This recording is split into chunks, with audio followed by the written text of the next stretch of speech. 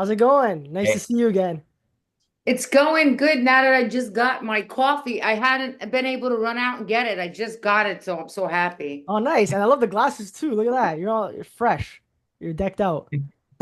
Thank you. Love it. This is Mike, by the way. He's the owner of Hardcore Italians. Hey, Oh, Kathrine. hi. Yeah. Hey, nice to meet you. Are How's it you going? in Canada? Where are you? I'm in I'm in Toronto. I'm in Chicago. Canada. He's in Chicago, yeah. Oh, okay. How do you two know each other? We met through Mike's social media manager, Justin, the guy who owns Mafia Chronicles. I know Justin through just networking. I just reached out or whatever. And then we got along, we became good friends, and then Justin introduced me and Mike. And there you go. Now it's a whole circle. I think it's so good. I love when I see like people collabing like that, like because you can hear stories where, or it happens in life. It's normal human behavior. People feel like, well, we're doing that too, but you Yeah. don't realize when uh, somebody told me a long time ago, and I remember this when I used to have a restaurant, and then more restaurants were coming on my block where there were none. We were the first ones, and in the East Village, and I remember thinking, oh no, these people are opening up. I saw two restaurants, and my friend had said, better for us. It's more Yeah. foot traffic. And I always remember taking that and running with that on everything. It's better to join forces. Oh, 1,000%. Yeah, it's important. It's smart to think about too. That's what we always say. I'm actually too, Captain, working with Gino Caffarelli a lot. He's coming to Chicago in a couple weeks. I know you're good friends with him. He's doing a project called Mob Adjacent, and they're Oh, coming to town and they're doing like the wallpaper and trying to get, you know what I mean? So he's a great guy. We've been talking for a long time, so I'm excited. We're like involved in the project, so I'm real excited to do something with them. oh, that's great. hmm Yeah, That's exactly. wonderful. Yeah, so I know you know him very well. Wanted to let you know we're working with him too. So it's cool. Yeah, working with everybody, it's the way to do it. That is. Well, especially your fellow Italianos. Of course, we got to stick Oh yeah, together, right, 1,000%. Catherine? When I was in Chicago, the last time I was in Chicago, I have to tell you, I've been to Chicago twice, and it's so funny. Twice was with Frank Vincent. And Frank Vincent did this movie. God bless him. May he rest in peace. I love you, Frank. He are we recording? Yeah, yeah. Yeah. Oh shit. Okay. It's okay. So Don't worry. Don't worry. No, no, no. It's all good stuff. can Don't I worry. start off by just giving a shout out to both Toronto, to Canada, all over Mm. Canada. I've been all over Winnipeg, everywhere. And I want to give a shout out to Chicago, which I think for me, so far as cities go, architecturally is beyond gorgeous, especially if you take that boat ride around. Oh my Yeah. God. It's insane. That's awesome. I I like got I I did cities. it. gotta go I Yeah. to did I it gotta with go to New Frank York soon. I Vincent. haven't been. What? I haven't been to New York. I want to eventually go there. That's on my bucket list for sure. Oh God, yeah. Like the architecture in the buildings are just stunning. And I did it with Frank Vincent. Frank Vincent and I filmed a movie there. And would always call me up and go, Kathy, sweetie baby, I got something for you. Yeah. And he had this job. I played his girlfriend in this movie, and we were in Chicago for uh I want to say like about a month and a half. But he was there for months. I had so much fun in Chicago. Chicago is a class act.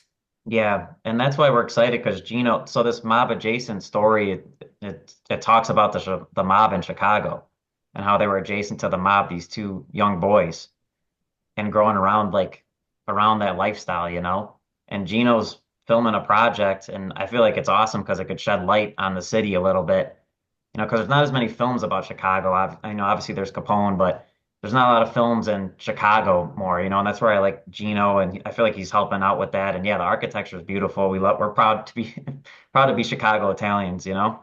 Oh my God, sure. hmm There's a big and I gotta tell you, I have one of the best Italian meals there too. We went Yeah, out to eat, and being with the people that lived there, they knew where to go. We didn't do any touristy, restaurants. We went to the Little Italy there, and I stayed on in the Four Seasons on the water on the what are they the Oh, it's loop. beautiful there. Yeah. And oh my God. And then I filmed, funny enough, I also filmed The Miracle on 34th Street in Chicago. Oh Oh, wow. wow. Yeah, it's like a Bronx Tale we filmed in Queens, and The Miracle on 34th Street we filmed in Chicago. Wow. And I That's so cool. loved it. Yeah. That's so cool. It's interesting you bring up Frank Vincent too, because he's been in so many amazing mafia movies and shows. Obviously, Sopranos, Casino, Goodfellas, Raging Bull, too. Everything. I think what was that other film he did too? It was the poster. He has like a Tommy gun. I forgot the name of it.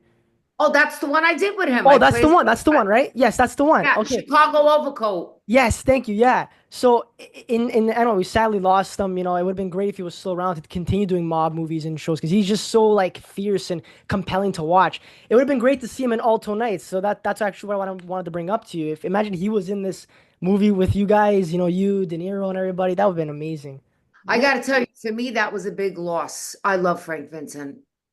Frank Vincent was really like a father to me, and he really looked out for me. Everything he did, he always tried to find a way to include me, and I'll never forget him for that. Yeah. No, and it's yeah, it's sad when we lose people, especially that we're close with. But not even that they're talented actors that they could have done so much more film. But it's Oh, great that obviously I know with Alto Nights, there's still iconic. For example, Barry Levinson, such an iconic director. We still have him around and working around someone like him. I actually, it's funny. He did Rain Man, Good Morning Vietnam, Bugsy, so many other amazing films. But you got to work with him on on a project called The Wizard of Lies. That was a project you worked on yeah, before. that was on HBO. De Niro played Bernie Madoff, and I played Eleanor Squillieri, who was Bernie Madoff's like left arm. Like she did everything for him. She was the secretary, and her office was right next to his office, and they were very close. So I play, and Barry, the funny thing is, Barry directed that. Sam Levinson wrote some of that. I don't know if he wrote the whole thing, co-wrote it or wrote it. And then I went on to work with Barry and Bob in the Alto Nights, and I worked with Sam Levinson on Euphoria, Gloria. That's which is amazing. great. Yeah, and what about Barry and his directing style stands out to you? Because obviously you've worked with so many iconic people. What about him do you think makes him one of the greats? Uh, I think that he trusts whoever he hires. So the process, you cast it, you do whatever you got to do, you get your money, you get your film. But Barry, once he cast, it's a trust thing that goes on, and I think he knows who he cast, why he cast them, and what they're bringing to the table. He just trusts. So when you know that a director has trust in you, you are more comfortable. Honestly, you are way more comfortable, and your guard is down, you're relaxed, and that's when the good stuff happens. And he trusts enough to also, which there's a lot of ad-libbing in that movie. I ad-libbed the whole court scene. It's a lot of the dialogue that the great Nick Pileggi, let's talk about the writing. Nick Pileggi wrote, but I also ad-libbed that scene. I ad-libbed in the restaurant, that whole scene. I ad-libbed on the bed when I say his fat effing sausage fingers. I ad-libbed that scene. He just let me roll and Nick, being the good writer and confident writer that he is, he was like, go ahead, go. You're making it better. That's when you're with the greats that are not insecure and they're confident enough, to really, really collab, That's where Yeah. they let the actor bring their thing to it and they let the actor run with it. And if it just flows. Yeah, and speaking of that, tell us a little bit about your relationship with Robert De Niro, because you've done a few different projects now, spanning over 30 years. I'm sure you guys built up a level of comfort. How is it working with him? What's it like working with him? I mean, he's one of the greats. Just curious your relationship. Yeah, I mean, I gotta tell you, it gets better and better every time I work with him. Like I know that he's very comfortable with me, and you know, he's very sweet in like when I came in for The Irishman, when I came in for that, when I came in for um uh The Wizard of Lies, Bob always likes to tell me, which I think is so sweet. He's like, I recommended you. I told Barry, we should get Catherine in. And I just melt because it's so important, one, to be liked in this business. That's how you continue to work. If you're a mother effer, it stops. Like you don't go any further because the word gets around. It's a very small world in this acting world. And when you're liked, people recommend you and they pass it on. And just like my relationship with Bob, he really does genuinely like me. And I know him for all these years now, and he trusts me and he feels really comfortable with me. And I think that's why I continue to work with him because there's a genuine, you know, he just really honestly and genuinely just likes me as a person. And I said it in an interview we just did for All Till Nights. I said, Bob, I just feel we did the Andy Cohen podcast, and I said, I just feel like Bob is like family to me now. Like I feel like I'm working with a family member, and I'm so comfortable. And that court scene when I go, look at you, you're a clown, you're this, you're that, and I'm like giving it to him. I don't think a lot of women, another actress would feel comfortable enough to even do that. They'd be like, oh my God, like, I don't know if I could do. And we were just laughing because it was funny. And I felt comfortable enough to like go there with him. And I think that takes a lot of years of knowing somebody and, you know, having a real genuine relationship. 100%. Yeah, I feel like loyalty is tough nowadays, and working with the Niro, like that's cool to have that relationship. And I know you're very loyal to people in the industry, like with Chaz and things like that. So I feel like you built up, loyalty, which is, one of our values. You always got to be loyal to people who, you know what I mean, help you out. So I really respect that. Well, and you got to give back too. I mean, I'm always helping people. Anytime I get a job, every time, the first thing I do, and like I mean this, the first thing I do is when I look at the script, any show I'm on, any series I've done, whether it be, all through The Sopranos, I was getting people on. Even if I said, listen, I'll take your headshot, I'll give it to them. What happens after that is out of my control, but I will help and facilitate moving it forward. And some people, I got them extra work, if they hadn't done a lot of work, just to get their foot in the door. And I did it on every single, even now, Godfather Harlem, I do it. Um, uh, uh, Almost everything that I work on, I try to get somebody in. If I read the script and go, oh my God, this would be good. Immediately, I think of all my friends. And I think of how can I help somebody also who's not where they are yet. Oh, maybe I could get them an extra. This is gonna be a big extra scene. My friend who's like, trying to make it. Now I'll like call the extras casting all the time and say, hey, I got like 5 friends. Because extra work you can get people, that's pretty easy. Yeah.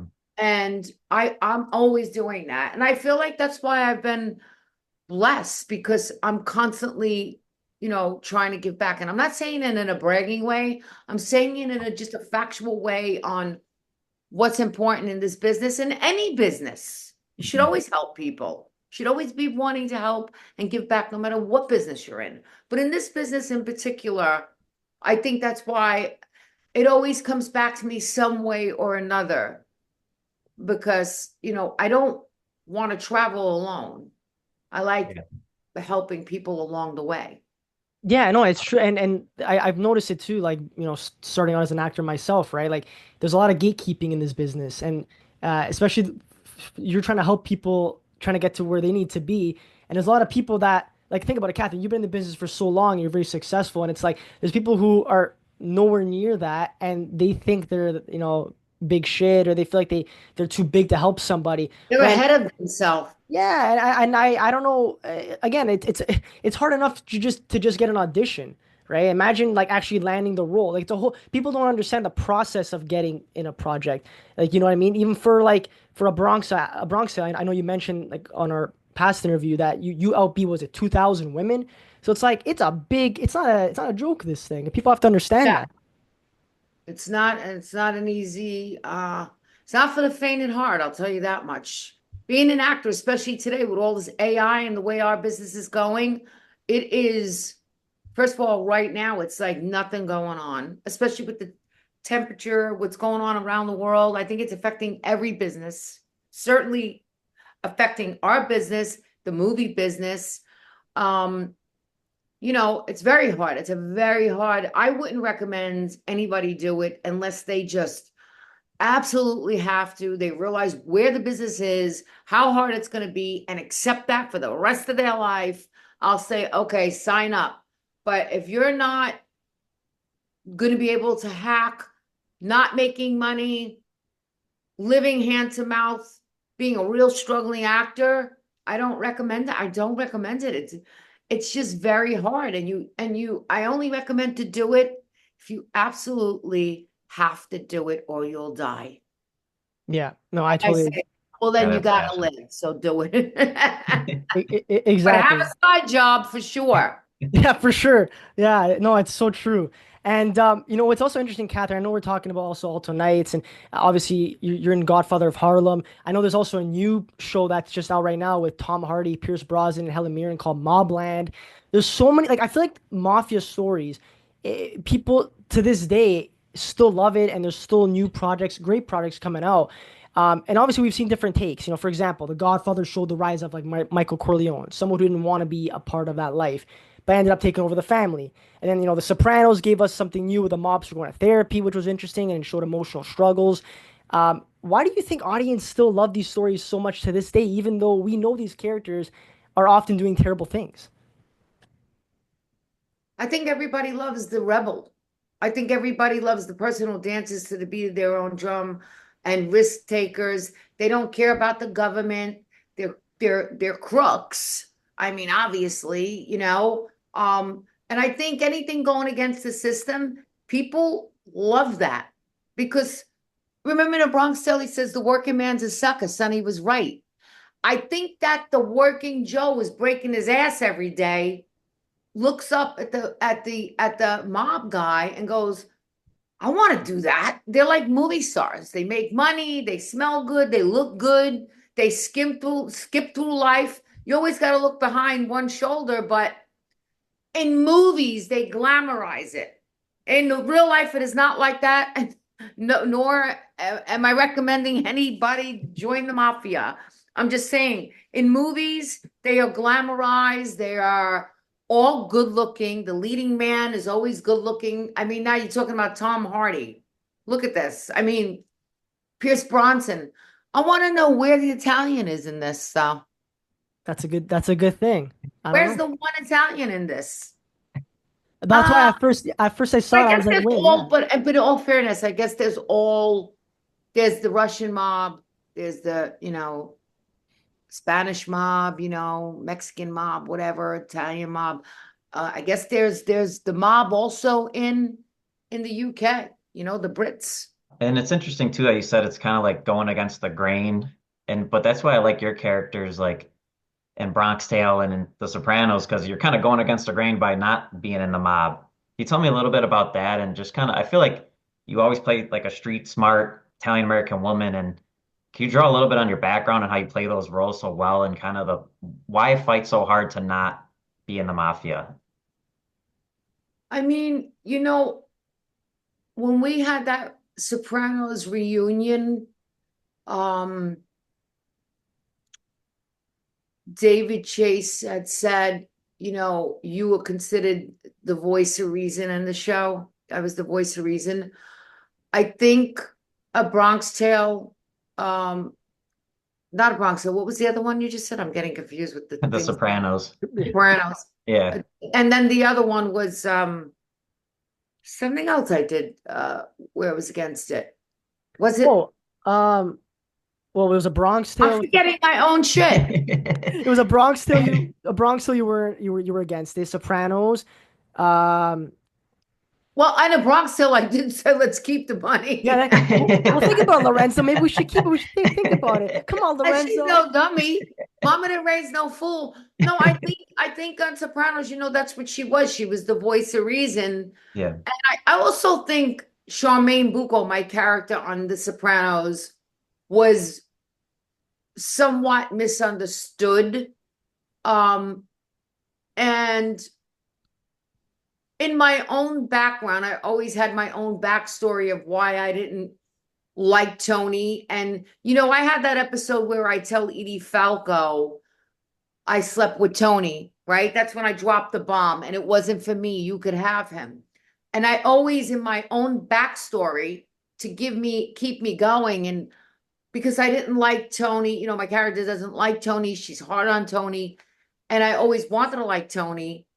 As Catherine, I was like, oh, why do I gotta not like him? Everybody else gets to hang out with him and be buddy buddy, and I gotta friggin', every time I see James, I gotta like be screaming at him, yelling at him. But I gave myself the fact that when I say to her, my own backstory was I did it and it wasn't for me. We had a fling. The truth is, I did it and he never called me again. I was almost like his one night stand. And while you were away, I not only betrayed our friendship in my mind, but I got screwed because I didn't win your guy over. He left me once you came back. So that was my running theme to keep my, you Yeah. know, Distance. with for him. It wasn't just about the mob. It was a personal vendetta because Yeah. I made that backstory that Tony left me that summer.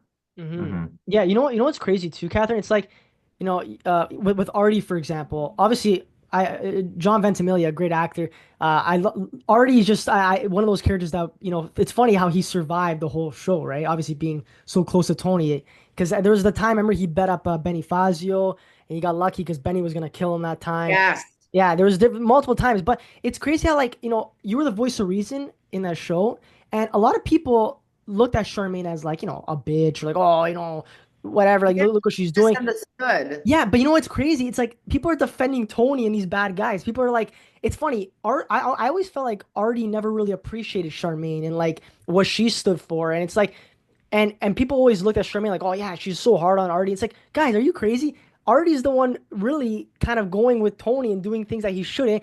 Even liking Adriana, he almost sacrificed everything good that he had, and yet we still were like rooting for them. Sticking up for the bad guy. Well, what does Tony Montana say? He says, uh, you need people like When me. people like point you finger, you say that's the Look bad at guy. the bad guy. You need people like me. Well, everybody's always rooting. He's true. We need people. We need the bad guy. Why do people like the villains? Some people like the villains, in like the DC Marvel movies. They root for the villain. They don't want Batman to win. They don't want, whatever other, Marvel superheroes there are. Some people like the bad guy. Do you ever But feel like in Hollywood it focuses a little bit too much on the mob stories? Is there anything you'd like to see being made or filmed that, think sheds light on Italians or Italian American story a yes, little bit differently? 100,000%. I would love to see somebody iconic like a Leonardo da Vinci film.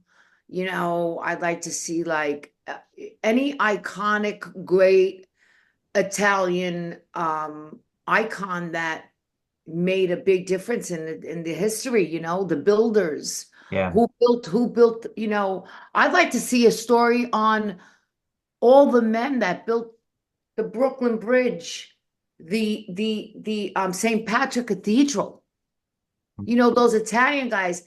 What a great story that would be, a real coming to America story about the Italians that came here, the immigrants. And literally, let's go look in each, make, storylines on each, maybe choose like 5 leads where we look at their lives and what their families went through, what they were going through, getting paid nothing, and they were going on those scaffolds Yeah. with no safety nets or anything like that. But look what they built. And then these Italians, what about the Italians on the Brooklyn Bridge that they fell off and left them in there? Yeah. They left them in the cement. They kept going. Like, we're Mhm. gonna gloss over that? Who were they? What happened to their family? The everyday, ordinary Italian, also. Maybe it doesn't always have to be an iconic person. The little guy. I don't know. I feel like there's not enough films on, besides mafia films, on Italians and what we brought. I mean, they did do, Versace, Cabrini was really good too. If you've seen the Cabrini film, that the one was comedy awesome. film. But Yeah. look how far and few in between there are. Hmm. There's so many great Italian. I mean, they did who's the racer? Mario Andretti? Didn't they do Hmm. man wasn't that the racer? The race car Yeah, driver? Mario Andretti, yeah. Yeah. Yeah, and who played him? Adam Driver? Nah. Yeah, I get you. Well, they're making a movie called Nonnas actually. It's with Vince Vaughn, Susan I Sarandon. know. They just dropped the trailer. Yeah, it actually looks pretty good. It looks pretty Yeah, funny. that's cute. That's cute with the nonas and the cooking. Um, I mean, yeah, that's gonna be a good one. I actually had a meeting with that director, and he wanted me to play Drea Di Matteo's role. Um, and that's another story for another time, but the movie looks really, really, really, really good. I like the trailer a lot. I think it looks like it could be really cute. I hope it does well.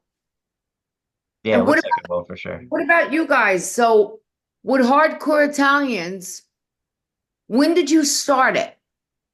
We started it a long time ago. So we started out with the social media page in 2010. So it's been a long time. And it was just kind of like we were posting on social media for fun and it just kept growing and growing. And then, when I graduated college, I took it over full time and then, turned it into more of a business. But it started a long time ago. What is the business? What is the business? So mainly we're apparel, Italian American apparel. We sent you a box too. It says it should get to you on Monday.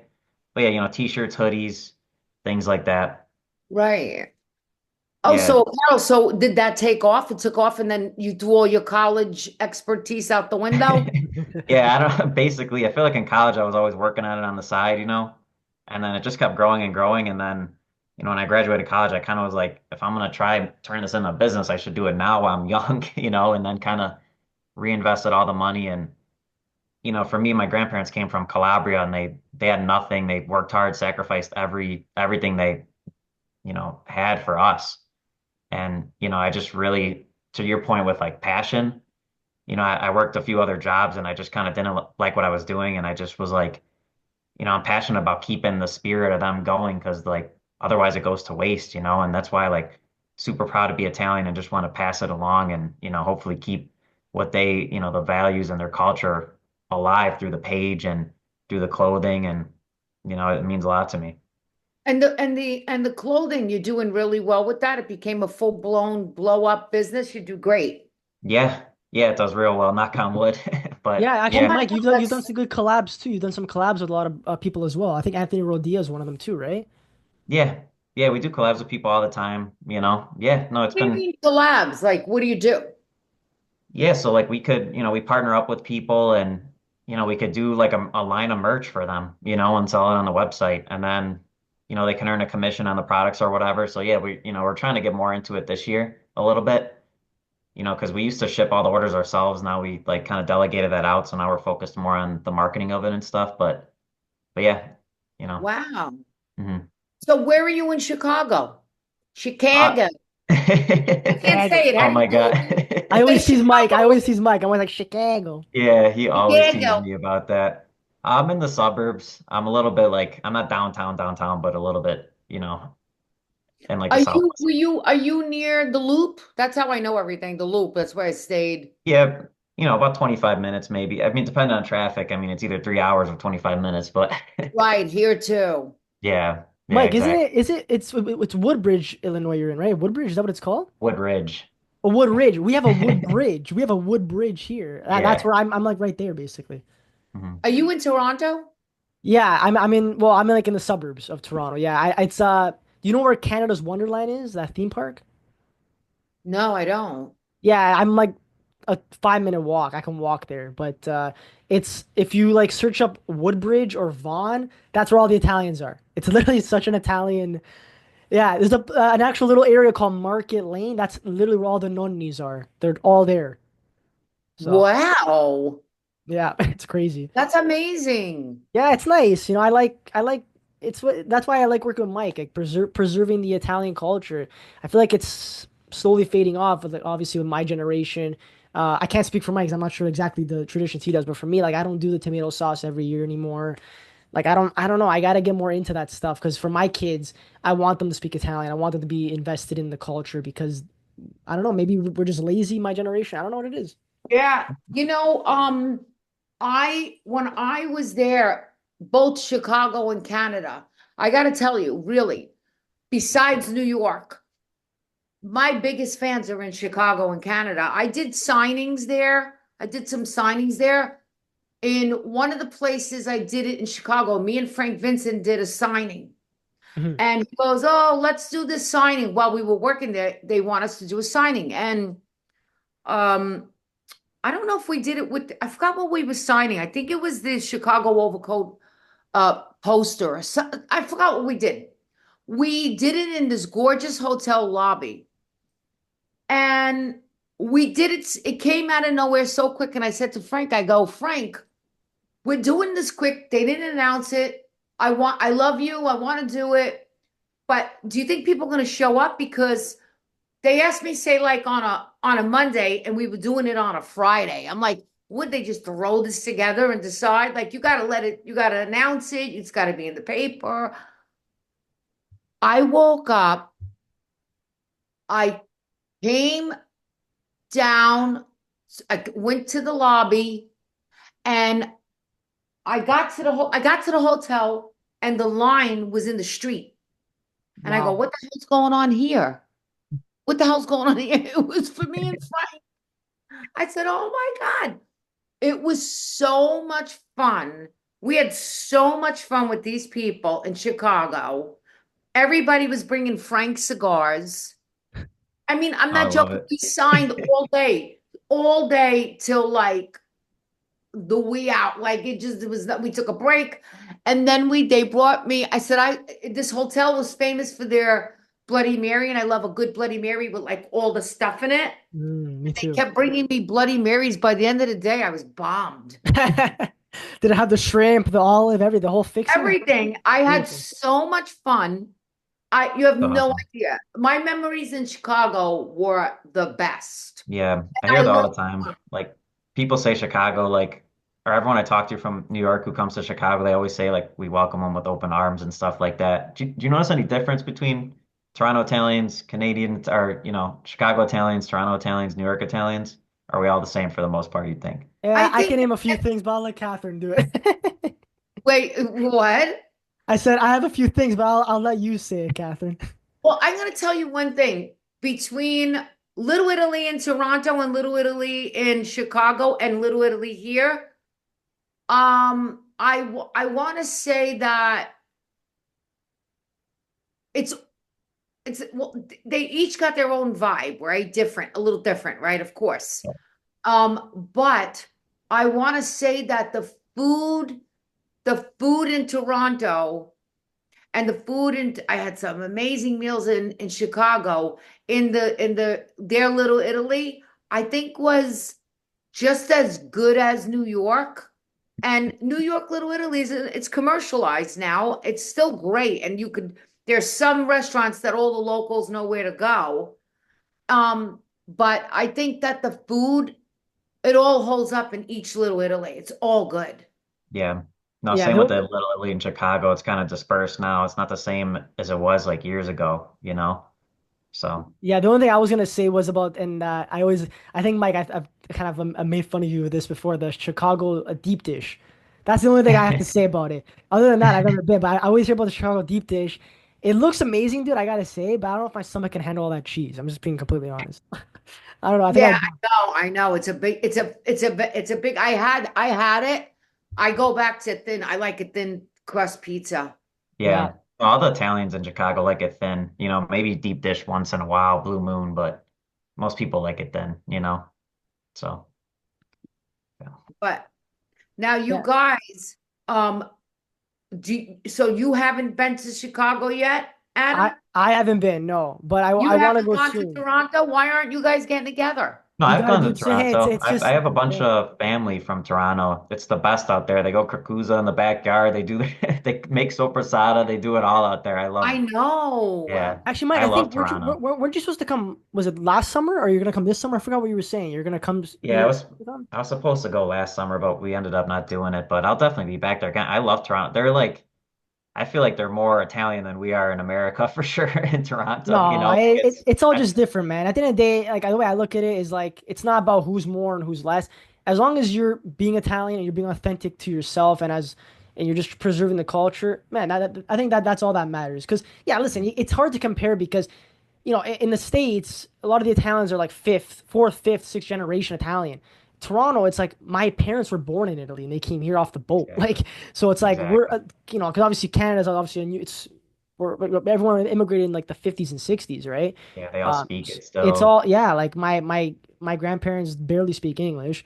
They still call me Adamo. They don't even call me Adam. So there you go. You know? Wow. Yeah. But actually, Catherine, before we end off, I know you mentioned you have a live luxury show in Texas that you wanted to plug Oh in. my God. Yeah, This tell us needs to about be that. this needs to be in this Monday, the 14th, between 7 and 11. I'm going to be on the Whatnot app.